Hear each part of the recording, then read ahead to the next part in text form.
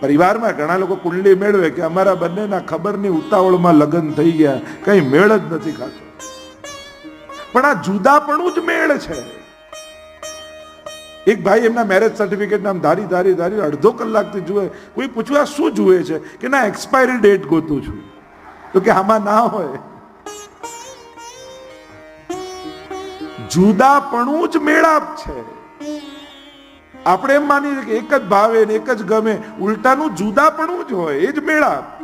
એટલે જોજો, પતિ બહુ ઉતાવળો હશે તો પત્ની ધીમી હશે, પત્ની ઉતાવળી હશે તો પતિ ધીરો હશે, એનું ગળ્યું ભાવતું હશે અને તીખું ભાવતું હશે. આપણે એમ માનીએ કે મેળાપ એટલે બધું એક સરખું. ના, વિવિધતા જીવનમાં આવે એ જ મેળાપ છે. એનાથી જ જીવનમાં આનંદ છે. ક્યાંક જુદાપણાનો સ્વીકાર કરશો તો શાંતિ આપમેળે પ્રગટ થશે. પણ સુધા